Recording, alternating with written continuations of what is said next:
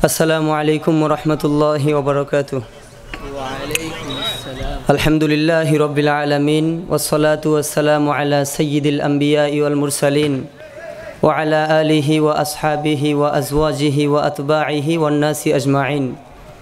মোবাইলে দেখি সময় দেখে 5 মিনিট শেষ করে দিই। أما بعد فقد قال الله تعالى في كلامه المجيد وفي فرقانه الحميد. أعوذ بالله من الشيطان الرجيم. بسم الله الرحمن الرحيم. قل إن صلاتي ونسكي ومحياي ومماتي لله رب العالمين. إن الله وملائكته يصلون على النبي يا أيها الذين آمنوا صلوا عليه وسلموا تسليما. اللهم صل على محمد وعلى آل محمد. সকলে দরুদ ইব্রাহিম পড়ি আমরা। اللهم صل على محمد وعلى آل محمد كما صليت على إبراهيم وعلى آل إبراهيم إنك حميد مجيد. اللهم بارك على محمد وعلى آل محمد كما باركت على إبراهيم وعلى آل إبراهيم إنك حميد مجيد. নবাবগঞ্জ থানার উত্তর শাহবাজপুরের ভাইরা কেমন আছেন আপনারা সবাই? সকলেই চিৎকার করে আমরা পড়ছি আলহামদুলিল্লাহ। বিসমিল্লাহির রহমানির রহিম। উত্তর শাহবাজপুর ডাঙ্গা মদিনাতুল উলুম নুরানি হাফেজিয়া ও কওমি মাদ্রাসার উদ্যোগে আজকে তৃতীয় বার্ষিকী তাফসিরুল কোরআন মাহফিল। আজকের বিশেষ আকর্ষণ আমাদের যুবকদের স্পন্দন, যুবকদের আইডল মুফাসসির আল্লামা আবরারুল হক আসিফ, শিক্ষিনা। এই সুন্নায় যে সর্বকালের শ্রেষ্ঠ আধুনিকতা হুজুরকে দেখলে বোঝা যায়, ঠিক না ঠিক? এই জন্য হুজুর যেন সহি সালামতে আমাদের মাঝে আসতে পারে, আমরা সকলেই দোয়া করি, আল্লাহ তুমি হুজুরকে সহি সালামতে বিপদ আপদ থেকে বাঁচিয়ে আমাদের মাঝে পৌঁছে দাও। সকলে পড়ছে আমিন। সম্মানিত উপস্থিতি, বিশ্বনবী বলেছেন যে কিয়ামতের আগ মুহূর্তে আমার উম্মতের আলোচনা হবে লম্বা, খুব বড় আলোচনা।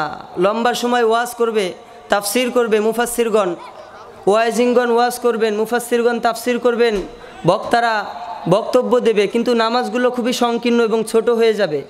এজন্য এই হাদিসের উপরে আজকে আমরা আমল করব। কথা খুবই সংক্ষিপ্ত এবং আমরা আমল করব বেশি বেশি। আল্লাহ তুমি তৌফিক দাও। আমি আপনাদের সম্মুখে কুরআন আল কারিমের সূরাতু আল আনআমের 162 নম্বর আয়াত তেলাওয়াত করেছি। আমার তেলাওয়াতকৃত আয়াতে আল্লাহ তাআলা মুমিনের 4টা গুণের কথা বললেন। সবাই বলেন তো কয়টা? রব্বুল আলামিন বলেন, কুল ইন্না সলাতি ওয়া নুসুকি ওয়া মাহইয়ায়া ওয়া মামাতি লিল্লাহি রাব্বিল আলামিন। ও নবী শুনুন, আপনার উম্মতগুলোকে জানিয়ে দিন, নিঃসন্দেহে আমার নামাজ, আমার কোরবানি, আমার বেঁচে থাকা, আমার মরে যাওয়া সব কিছু হবে একজনের জন্য। চিৎকার করে বলেন তিনি কে? কুল ইন্না সলাতি ওয়া নুসুকি ওয়া মাহইয়ায়া ওয়া মামাতি লিল্লাহি রাব্বিল আলামিন। নিঃসন্দেহে আমার নামাজগুলো আমরা সলাত আদায় করি একজনকে দেখানোর জন্য। চিৎকার করে বলেন তো তিনি কে? আল্লাহ বললেন, নবী পৃথিবীর কোনো মানুষকে দেখানোর জন্য আমার কোনো গোলাম যেন ইবাদত করে না, আমার প্রশংসা করে না, আমার দাসত্ব করে না। আমরা নামাজ পড়ি একজনকে দেখানোর জন্য, তিনি কে? এজন্য আল্লাহ বললেন, কুল ইন্না সলাতি ওয়া নুসুকি ওয়া মাহইয়ায়া ওয়া মামাতি লিল্লাহি রাব্বিল আলামিন। নিঃসন্দেহে আমার নামাজ, আমার কুরবানি, আমার জীবন, আমার মরণ সব কিছু একজনের জন্য, তিনি কে? এজন্য আমরা সিজদা করব একজনকে দেখানোর জন্য, তিনি কে? নামাজ পড়বো আল্লাহকে দেখানোর জন্য, ঠিক না ঠিক? মানুষকে দেখানোর জন্য পড়লেই শিরিক, ঠিক কিনা? এজন্য নামাজ পড়বো কাকে দেখানোর জন্য? দ্বিতীয় নম্বরে আল্লাহ বললেন, ওয়া নুসুকি, কুরবানি করব কাকে দেখানোর জন্য? আল্লাহর জন্য। কুরবানি করার দরকার আছে না নাই? বছরে 1 লক্ষ 1.5 লক্ষ টাকা দিয়ে একটা গরু ক্রয় করলাম, নির্দিষ্ট একটা দিনে ওই গরুটা হুজুরকে দিয়ে, ইমামকে দিয়ে কুরবানি করলাম। এর নামই শুধু কুরবানি না। মুয়াজ্জিম যখন ফজরের নামাজের সময় আসসালাতু খায়রুম মিনান নাওম, এই আওয়াজ যখন মসজিদের ভিতর থেকে ভেসে আসে, সেই সময় আমার আরামের ঘুমটাকেও কুরবানি দেয়া আমার জন্য ফরজ, ঠিক কিনা? এই জন্য এই ঘুমটাকেও আমরা কুরবানি করব কার জন্য? আল্লাহর জন্য। আরামগুলোকেও কুরবানি দেওয়া ফরজ। আবার প্রতি বছরে গরুও কুরবানি দেওয়ার দরকার আছে না নাই? বকরি কুরবানি দেওয়ার দরকার আছে না নাই? যাদের উপরে কুরবানি ওয়াজিব তাদেরকে কুরবানি দিতে হবে, ঠিক না ঠিক? এজন্য আল্লাহ বললেন, লা ইয়ানালাল্লাহা লুহুমুহা ওয়ালা দিমাউহা ওয়ালাকিন ইয়ানালুহুত তাকওয়া মিনকুম। আমার গোলামেরা, যেই পশুটি তোমরা কুরবানি দাও, অন্তরে যেই তাকওয়া নিয়ে কুরবানি দাও, সেটি আমি আল্লাহর কাছে আসে, কিন্তু পশুর রক্ত মাংস চামড়া কিছুই আমি আল্লাহর কাছে আসে না। এজন্য কুরবানি করব একজনকে ভয় করে, তিনি কে? 3 নম্বরে ওয়া মাহইয়ায়া, আমরা বাঁচবো একজনের জন্য, তিনি কে? 4 নাম্বার হচ্ছে ওয়া মামাতি। বিশ্বনবী বললেন, ক্বালান নবী সাল্লাল্লাহু আলাইহি ওয়াসাল্লাম, মান আহাব্বা লিল্লাহ ওয়া আবগাদা লিল্লাহ ওয়া আতা লিল্লাহ ওয়া মানআ লিল্লাহ ফাকাদ ইসতাকমালাল ঈমান।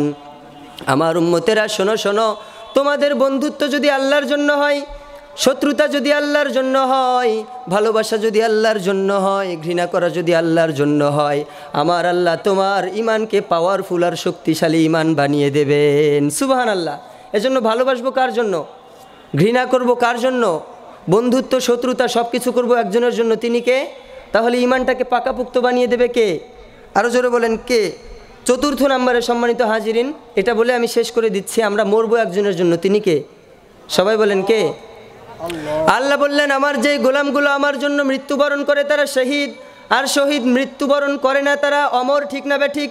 এজন্য আল্লাহ বললেন, ওয়ালা তাকুলু লিমান ইউকতালু ফি সাবিলিল্লাহি আমওয়াত বাল আহইয়াউ ওয়ালাকিন লা তাশউরুন। আমার গোলামেরা, খবরদার, তোমরা আমার পথে যারা জিহাদ করেছে, আমার জন্য যারা জীবন দিয়েছে, যারা শহীদ হয়েছে, তাদেরকে মৃত বলো না, তারা শহীদ ঘোষণা টাকার, তারা জীবিত, তবে তোমরা উপলব্ধি করতে পারো না। এজন্য আমরা আল্লাহর জন্য মরবো। তো কথা বলেন, মরতে রাজি আছেন তো?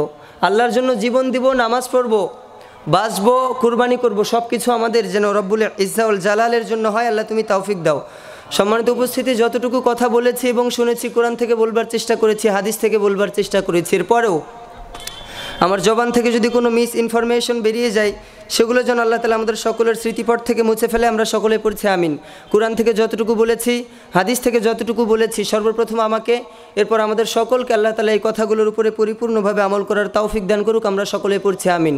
সুবহানাকাল্লাহুম্মা বিহামদিকা আশহাদু আল্লা ইলাহা ইল্লা আনতা আস্তাগফিরুকা ওয়া আতুবু ইলাইক ওয়া মা তাওফীকি ইল্লা বিল্লাহ আলাইহি তাওয়াক্কালতু ওয়া ইলাইহি উনীব। ওয়াসসালামু আলাইকুম ওয়া রাহমাতুল্লাহি তাআলা ওয়া বারাকাতুহু।